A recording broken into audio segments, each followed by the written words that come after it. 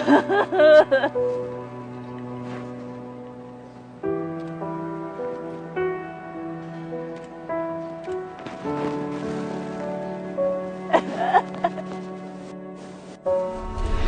na ako! Malis ka na! Teka, nalayas ako.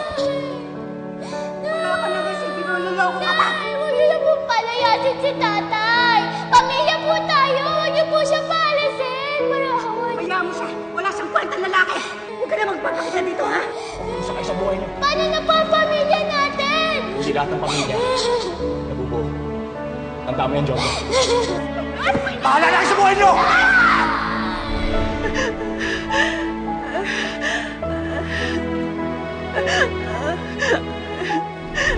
Kahit wala si tatay, nandito naman ako eh. Hindi kita iiwan. Promise yan? Oo naman. Yan na naman gusto ko yung magkaroon ng buong pamilya.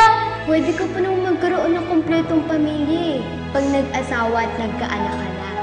Siyempre, pipili ka na lalaking gustong-gusto mo. Hindi kami maghihiwalay kahit anong mangyari. Tahan na.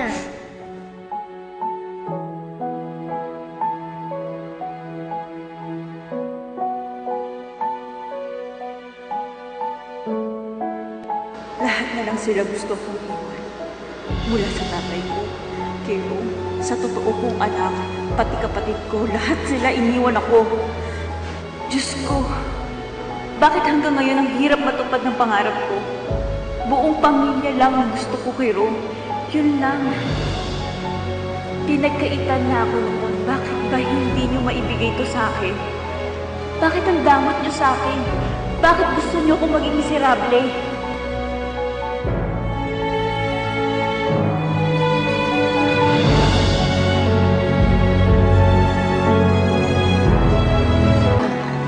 Para makapag-relax ka naman. Alam mo, buti na lang nandyan yung cellphone mo, nakuha mo. Kinuha ko talaga yan. Hindi siya pwede mapunta doon. Dahil gagawin yung ebidensya yun ni Ron. Eh, buti naman. Kasi dahil dyan sa cellphone mo, napapahama ka, nabubuking ka. Kanina ko pa tinatawagan si Dima. Ba't di siya sumasagot yung hayop na yun, ha? Yun na nga. Nakausap ko siya kanina. Natatakot siya sa'yo. Eh, hindi niya sinasadya, pero nadula siya kay Rom. Si Rom kasi sinagot niya yung cellphone mo eh. Yan tuloy, accidentally may mga nasabi si Dave. Sabi pa ni Dave, si Rom pumunta dun sa bahay ng asawa ni Brian. At nag-iimbestiga silang dalawa ni Emma. Silang dalawa? Oo. Kaya malamang, nalaman ni Rom yung tungkol sa pangkikidnap mo kay Emma. Alam mo, nagsumbong na naman yung babaeng yun.